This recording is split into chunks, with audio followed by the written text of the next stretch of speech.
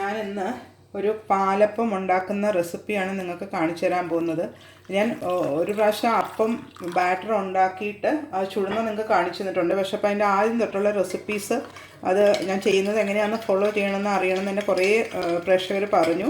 അപ്പോൾ അതിന് വേണ്ടിയിട്ടാണ് ഇപ്പോൾ ഞാനിവിടെ ഈ ടീസ്പൂൺ അളവിൽ ഒന്നര ടീസ്പൂൺ പഞ്ചസാരയും 1/2 ടീസ്പൂൺ ഈസ്റ്റും ഒരു ചെറിയ ചൂടുവെള്ളത്തിൽ ഞാൻ നന്നായിട്ട് കലക്കി വെക്കുകയാണ്. ഇതാണ് ഫസ്റ്റ് സ്റ്റെപ്പ്. ഞാൻ എപ്പോഴും ചെയ്യുമ്പോൾ ഇങ്ങനെയാണ് ആദ്യമേ ചെയ്യുന്നത്. ഇത് കലക്കി നമുക്കിതൊന്ന് ഈസ്റ്റൊന്ന് പൊങ്ങാൻ വെക്കണം. അത് കഴിഞ്ഞിട്ടുള്ള പ്രോസസ്സ് ഞാൻ എന്തൊക്കെ ക്വാണ്ടിറ്റി അരയ്ക്കാനുള്ളതെന്ന് പറഞ്ഞു തരാം. എന്നിട്ട് അരച്ച് ബാറ്റർ ആക്കിയിട്ടത് വെക്കുകയും വേണം. ഇതിപ്പോൾ ഞാൻ സൈഡിലൊന്ന് മൂടി വെക്കാൻ പോവാം. 1.5 ഗ്ലാസ്, അതായത് ഈ അളവാണ് ഗ്ലാസ്. ഇപ്പോൾ ഞാൻ ആദ്യം തന്നെ ഗ്ലാസ് കാണിച്ചപ്പോൾ അതിനകത്ത് ഞാൻ 3/4 ഗ്ലാസ് തേങ്ങ എടുത്തിട്ടുണ്ട്. അതായത് അതിൻ്റെ ഡബിള് റൈസ് പച്ചരി. ഞാനിതൊരു 8 മണിക്കൂർ ഈ ഗ്ലാസ്സിൽ 1.5 കപ്പ് പച്ചരി കുതിർത്ത് വെച്ചിട്ടുണ്ട്. ഈ തേങ്ങയുടെ ക്വാണ്ടിറ്റി തന്നെ വേണം നമുക്ക് ചോറ് ആഡ് ചെയ്യാനായിട്ട്. അപ്പോൾ 1.5 കപ്പ് റൈസ്, 3/4 കപ്പ് തേങ്ങ, 3/4 കപ്പ് റൈസ്. ഇതാദ്യം തേങ്ങ അരച്ച് മാറ്റണം. അത് കഴിഞ്ഞിട്ട് റൈസ് അരച്ച് മാറ്റണം. അത് കഴിഞ്ഞിട്ട് ഈ കുതിർത്ത അരിയും കൂടെ അരച്ച് ഈസ്റ്റ് മിക്സ് ചെയ്തിട്ട് വെക്കണം.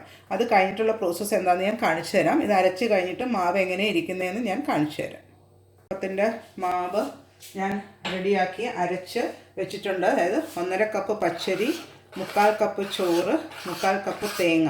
അപ്പോൾ ഈ കൺസിസ്റ്റൻസിയിൽ മതി. ഇത് നന്നായിട്ട് മിക്സ് ചെയ്യുക.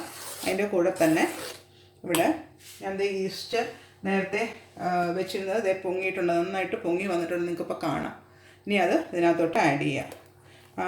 ഈസ്റ്റ് പഞ്ചസാരയും എല്ലാം ഇതിനകത്തോട്ട് ആഡ് ചെയ്യാം. എന്നിട്ട് ഇത് മിക്സ് ചെയ്ത് ഇതിനൊരു 8 മണിക്കൂർ തന്നെ പൊങ്ങാൻ വെക്കണം. ഇത് ഒന്ന് പൊങ്ങിക്കഴിഞ്ഞിട്ട് അപ്പം തന്നെ എടുത്ത് നിങ്ങൾ അപ്പം ചുടാൻ നിൽക്കരുത്. ഇത് ശരിക്കും ഒരു 8 hours തന്നെ ഇത് പൊങ്ങാനായിട്ടുള്ള അതിന് സമയം കൊടുക്കുക. ഇത് പുളിച്ചൊന്നും പോകത്തില്ല, ധൈര്യമായിട്ട് നിങ്ങൾക്ക് ചെയ്യാം. ഇതിപ്പോൾ ഞാനിങ്ങനെ കലക്കി ഒരു 8 മണിക്കൂർ കഴിഞ്ഞിട്ട് ബാക്കി ഇൻഗ്രീഡിയൻസ് ആഡ് ചെയ്യുന്നത് ഞാൻ കാണിച്ചു തരാം.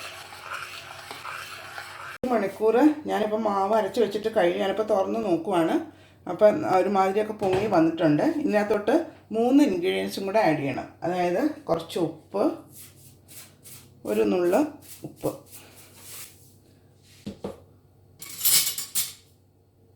രണ്ട് ടേബിൾ സ്പൂൺ പഞ്ചസാര,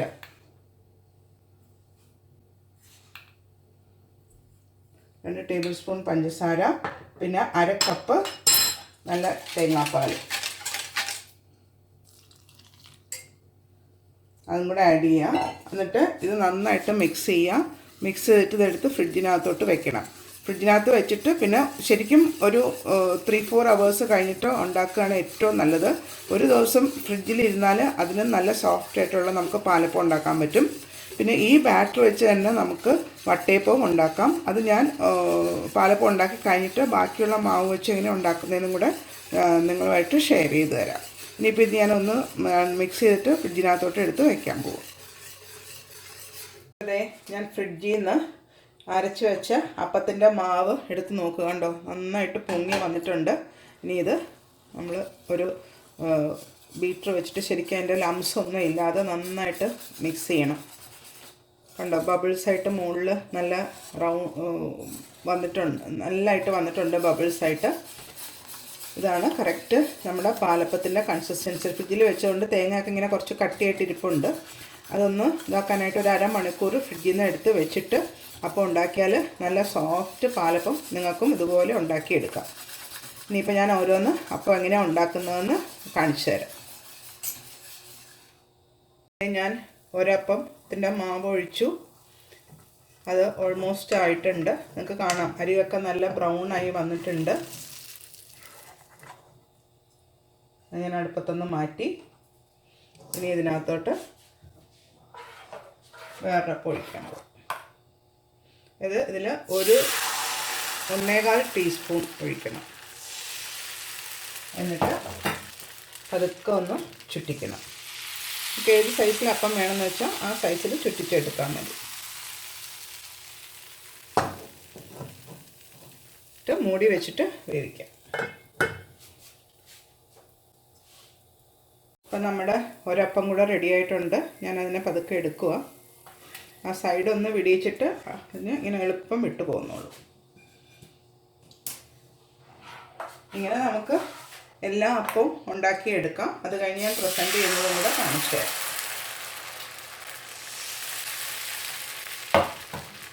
ചെറിയ അപ്പം മതിയെങ്കിൽ ചെറുതായിട്ട് ചുറ്റിച്ചാൽ മതി. ഞാനിപ്പോൾ ഒരെണ്ണം ചെറുത് കാണിച്ചു തരാം. അപ്പം അധികം വട്ടം വരില്ല. അപ്പം ഉണ്ടാക്കുമ്പോൾ ഞാൻ എൻ്റെ മോളെ എപ്പോഴും ഓർക്കും, അവർക്ക് ഇങ്ങനെ അടുപ്പത്തുനിന്ന് നേരെ പ്ലേറ്റിലിട്ട് കൊടുക്കുന്ന അപ്പമാണ് ആ ചൂടോടെ ആ മുരിഞ്ഞ അരിക് കഴിക്കാൻ മോൾക്ക് ഭയങ്കര ഇഷ്ടമാണ്. അപ്പം ശരിക്കും അവളെ മിസ് ചെയ്യുന്നു ഇപ്പം. അപ്പം ഞാൻ ഒന്ന് തുറന്ന് നോക്കാം. അപ്പം ഓൾമോസ്റ്റ് റെഡി ആയിട്ടുണ്ട്. ഇനി ഞാനൊരു ഫ്ലവർ അപ്പം എങ്ങനെ ഉണ്ടാക്കുന്നതും കൂടെ നിങ്ങൾക്ക് കാണിച്ചു തരാം. ഇതിപ്പം വട്ടത്തിലാണ് നമ്മൾ ഉണ്ടാക്കി എടുത്തേക്കുന്നത്. ഇനി ഒരു ഫ്ലവർ ഷേപ്പിൽ എങ്ങനെയാണ് ഉണ്ടാക്കുന്നതെന്ന് കാണിച്ചു. ഞാൻ മുമ്പ് കാണിച്ചു തന്നിട്ടുള്ളതാണ്. എന്നാലും ഇപ്പോൾ പുതുതായിട്ട് കാണുന്നതിൻ്റെ വ്യൂവേഴ്സ് ഉണ്ടെങ്കിൽ അവർക്കൊന്ന് മനസ്സിലാക്കാൻ വേണ്ടിയിട്ട് മാത്രമാണ്. 1.25 സ്പൂൺ മാവ് നമ്മൾ ഒഴിച്ചു കഴിഞ്ഞിട്ട് ജസ്റ്റ് ഒരു സൈഡിലോട്ട് ആക്കുക. അത് കഴിഞ്ഞ് ഓപ്പോസിറ്റ് സൈഡിലോട്ട് ആക്കുക. അത് കഴിഞ്ഞ് ഈ സൈഡിലോട്ട് ആക്കുക. അങ്ങനെ 4 സൈഡിലോട്ട് ആക്കി കഴിയുമ്പോൾ നമുക്കിത് ഒരു ഫ്ലവറിൻ്റെ ഷേപ്പിൽ ഇത് കുക്ക് ചെയ്ത് വരുമ്പോൾ കിട്ടും. മൂടി വെച്ച് എടുക്കുന്ന സമയത്ത് ഞാൻ കാണിച്ചു തരാം.